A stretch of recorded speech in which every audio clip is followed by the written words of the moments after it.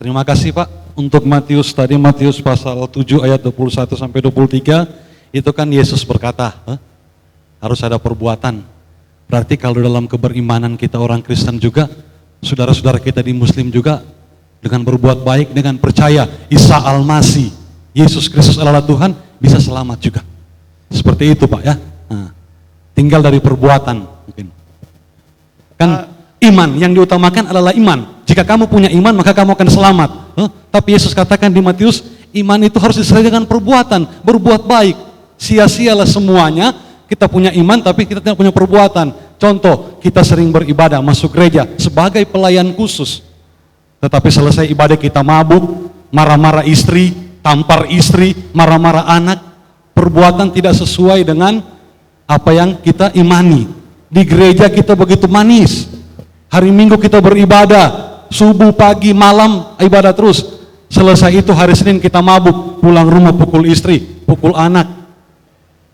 Iman ada, hari Minggu rajin, tapi perbuatan tidak ada. Dan kalau katakan tadi saya simak tadi Pak tentang siapa Yesus, siapa Kristus, Isa Al-Masih adalah Yesus. Saudara-saudara kita Muslim juga, kalau berbuat baik, beriman, bisa saja.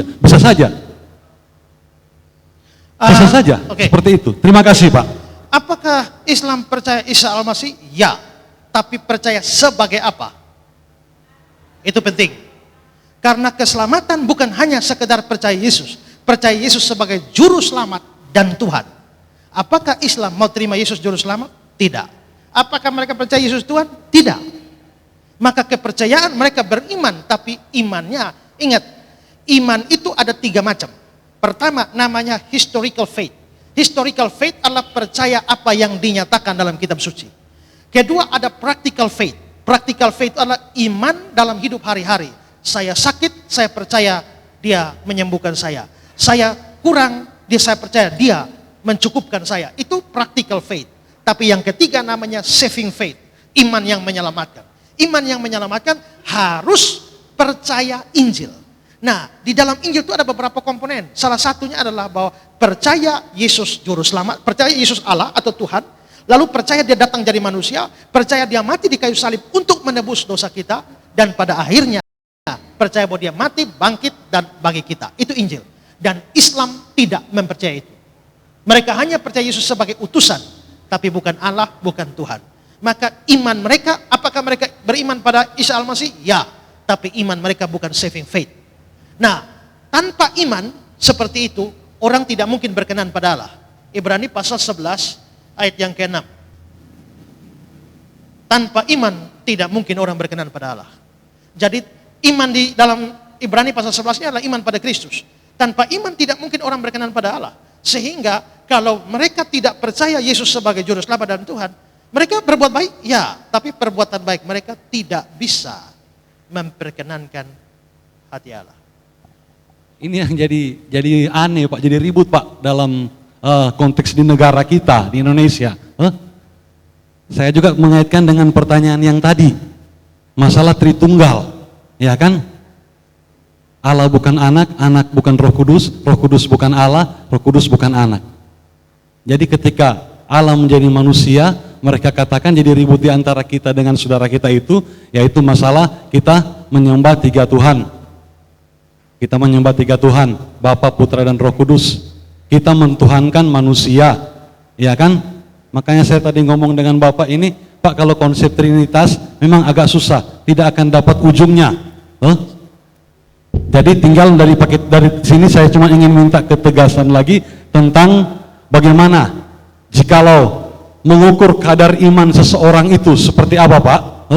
Umpamanya dia ya kalau dalam hal kehidupan sehari-hari masuk ibadahnya juga kurang ya, tapi perbuatannya baik.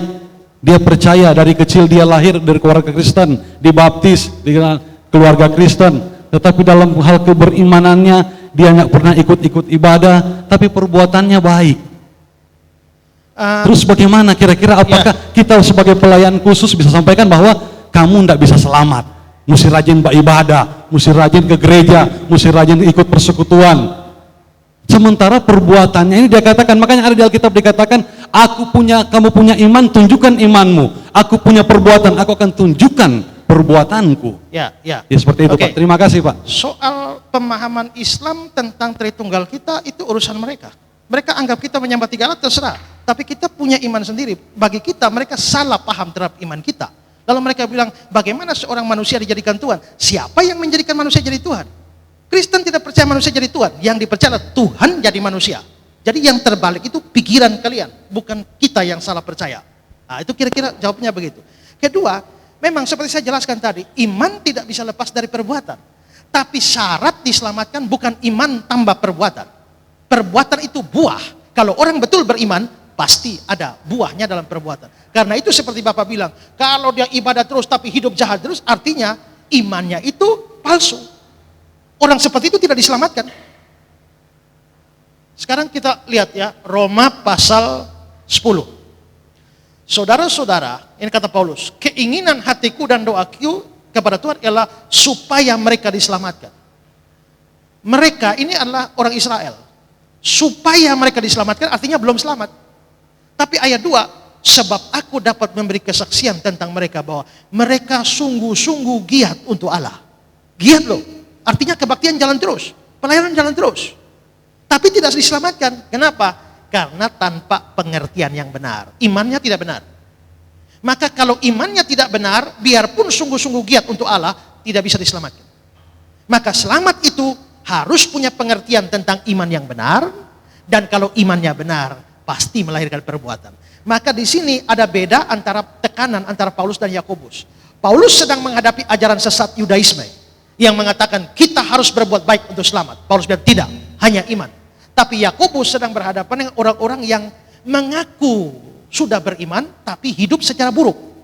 Nah, itu yang menjadi tekanan. Jadi menurut saya begini, kalau kita melihat orang baik tapi dia tidak menunjukkan gejala-gejala hidup sebagai seorang beriman, kita tidak boleh buru-buru mengatakan dia selamat. Karena apa? Karena dia bisa baik dari kacamata manusia, tapi belum tentu dari Tuhan. Kalau kita melihat orang giat tapi hidupnya buruk, kita belum bisa pastikan dia selamatkan.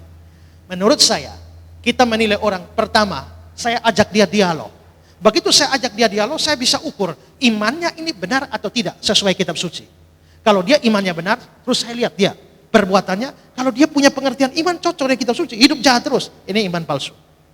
Kalau dia lihat, hidupnya baik, tapi saya lihat percakapan tentang iman, kok kacau balau, berarti dia hanya berbuat baik, tapi iman belum. Bagaimana menilai dia dengan benar? Pengertian dia harus benar, dan hidup dia bukan sempurna, makin hari makin baik. Ya, nanti kalau yang sisa sebentar malam kan di lapangan ada tanya jawab, ya. Saya akan khotbah pendek dan melanjutkan tanya jawab ini, ya. Kalau saudara kuat tanya jawab boleh. Sampai jam 3 pagi sebentar juga boleh, ya. Tergantung panitia saja. Ya. Oke.